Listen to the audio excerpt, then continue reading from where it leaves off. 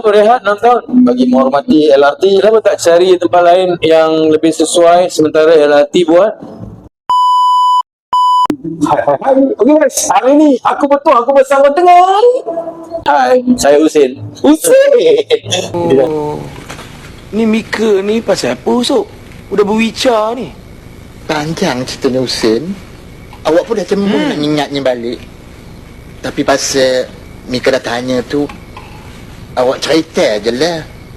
Cerita. Jadi dah Datuk Awi guys. Datuk, Saya tanya sikit kata-kata hari ni. semua dari dia bukan dari kita. Semua dari dia bukan dari kita. Oh, simple dan padat. Hai. Okay guys, hari ni aku ada rezeki bertemu dengan Datuk Awi face to face guys. Okay, kita nak tanya soalan yang sama lah yang saya tanya kepada yang lain, iaitu pesta akan direhatkan selama 6 tahun. Kita bagi menghormati laluan projek LRT pertama di Pulau Pinang. So kita akan bersuap pada 2031. So Datuk kali keberapa dah datang ke pesta Pinang ni? Tak terkira tu. Tak terkira Banyak juga.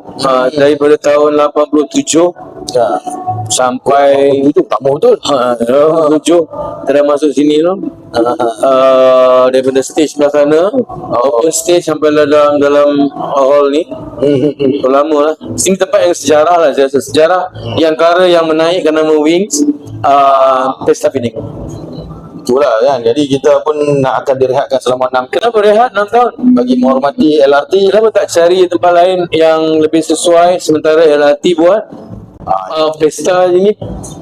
Saya rasa ini dah menjadi budaya di Pulau Pinang, yang mana orang main Pulau Pinang ni dia tahu ada Expo Pulau Pinang, ada dia punya tempat fun fair dia, ada macam-macam jualan dekat sini. Jadi ini dah menjadi satu budaya. Kalau direhatkan 6 tahun, orang Pinang nak buat apa? Itulah masalah tu. Orang luar main Pinang nak buat apa? Laut makan laksa. Okey, itu dah kata Datuk Awi. Anda bagaimana? Komen di ruangan komen. Teruskan Pesta Pinang.